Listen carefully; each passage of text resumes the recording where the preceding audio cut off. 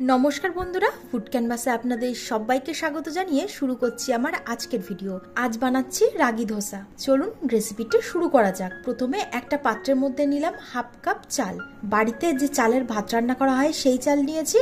আর নিচ্ছি half cup বিউলির ডাল আর হাফ কাপ রাগি, গোটা রাগি নিয়েছি এখানে। মানে যতটা চাল ততটা ডাল আর ততটা রাগি নিতে হবে। এবার এগুলোকে খুব ভালোভাবে ধুয়ে নিতে হবে। ভালোভাবে ধুয়ে নেওয়ার পর জল দিয়ে এটাকে ভিজিয়ে রাখবো 7 থেকে 8 ঘন্টার জন্য। প্রায় 8 ঘন্টা ধরে আমি এগুলোকে ভিজিয়ে রেখেছিলাম আর এগুলো ফুলে গেছে। এবার জলটা ফেলে দিয়ে একটা মিক্সিং জারের মধ্যে এগুলোকে নিয়ে নেব। এর সঙ্গে পরিমাণ মতো জল দিয়ে এটাকে বেটে নিতে হবে। খুব বেশি পাতলা করে বাটবেন না। আমরা ধোসা বানানোর জন্য ব্যাটারটা ঠিক যেরকম কনসিস্টেন্সি রাখি ঠিক সেভাবেই বাটতে হবে। এবার ঢাকনা চাপা দিয়ে সারা রাতের জন্য এটাকে ফার্মেন্ট হতে রেখে দেব। পরের দিন সকালে যখন এই ধোসাটা বানাবো তার আগে একটা স্টাফিং রেডি করে নেব। একটা বাটির মধ্যে নিয়ে নিলাম হাফ কাপ পরিমাণ সয়া গ্র্যানুলস। এবার এর মধ্যে দিয়ে দিচ্ছি গরম জল, তারপর এটাকে কিছুক্ষণের জন্য রেখে দেব। আর নিয়েছি কয়েকটা লেটুস পাতা, খুব ভালোভাবে ধুয়ে নিলাম। এবার মিহি করে এটাকে কুচিয়ে নিচ্ছি। আপনাদের কাছে যদি লেটুস পাতা না থাকে তাহলে নাও দিতে পারেন।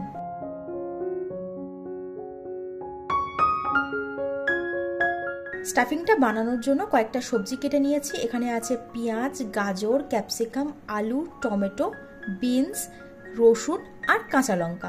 সমস্ত সবজিগুলোকে ভালোভাবে ধুয়ে ছোট ছোট করে কেটে নিয়েছি। এবার এগুলোকে একটা চপারে দিয়ে মিহি করে কুচিয়ে নিতে হবে।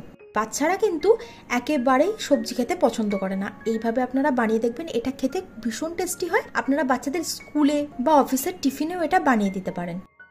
সবজিটা এখানে রেডি হয়ে গেছে। এবার কড়াতে 1 টেবিল চামচ সর্ষের তেল গরম করে এর মধ্যে মিহি করে কুচিয়ে রাখা সবজিগুলো দিয়ে দিচ্ছি আর স্বাদ মতো লবণ দিয়ে দিলাম। এবার লো টু মিডিয়াম ফ্লেমে রেখে এটাকে খুব ভালোভাবে ভেজে নিতে হবে যতক্ষণ না সবজির কাঁচা গন্ধটা চলে যাচ্ছে। সবজিটা ভালোভাবে ভেজে নেওয়ার পর এর মধ্যে সোয়া গ্রানুলসটাও দিয়ে দিলাম আর দিয়ে দিচ্ছি ম্যাগি মশলা। সয়াবিনটা আমি শুধুমাত্র জল দিয়ে ভিজিয়ে রেখেছিলাম, এর মধ্যে লবণ দেইনি, সেই জন্য এখন একটু লবণ দিয়ে দিলাম। এবার সবকিছুকে আরো কিছুক্ষণের জন্য লো ফ্লেমে ভেজে নিতে হবে, তাহলে আমাদের স্টাফিংটা রেডি হয়ে যাবে। এদিকে আমাদের রাগি ধোসার ব্যাটারটা কিন্তু একদম রেডি। দেখতেই পাচ্ছেন কত সুন্দরভাবে এটা ফার্মেন্ট হয়েছে। এবার এর মধ্যে স্বাদ মতো লবণ দিয়ে খুব ভালোভাবে মিশিয়ে নেব। যদি আপনারা এই ব্যাটারটা ফ্রিজের মধ্যে স্টোর করে রাখতে চান তাহলে লবণ দেওয়ার আগে ব্যাটারটাকে এয়ারটাইট কন্টেনারের মধ্যে করে ফ্রিজের মধ্যে স্টোর করে রেখে দিতে পারবেন। এবার একটা ননস্টিক প্যান গরম করে অল্প একটু ঘি ব্রাশ করে দিলাম। আপনারা চাইলে তেল দিয়েও কিন্তু এই ধোসাটা বানাতে পারেন। এবার 2 চামচের মতো ধোসার ব্যাটার এর মধ্যে দিয়ে ভালোভাবে ছড়িয়ে দিচ্ছি। তারপর লো টু মিডিয়াম ফ্লেমে রেখে সেঁকতে দেবো খুব ভালোভাবে। নিচের পিঠটা সেঁকা হয়ে গেলে দেখবেন সহজেই কিন্তু এটা পাত্র থেকে ছেড়ে উঠে আসছে। তখন উল্টো পিঠটাও আরেকটু সেঁকে নেব।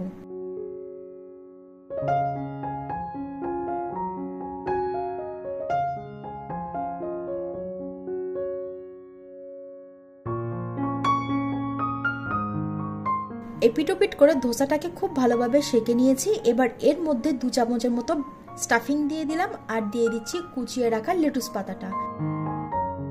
এর মধ্যে আমি টমেটো কেচাপ বা মেয়োনিজ কোনো কিছুই ব্যবহার করছি না। দিয়ে দিচ্ছি তিলের চাটনি, বাড়িতে বানানো তিলের চাটনিটাই এর মধ্যে আমি দিলাম। এবার এটাকে রোলের মতো করে ফোল্ড করে নেব। ব্যাস, আমাদের রাগি ধোসা একদম রেডি।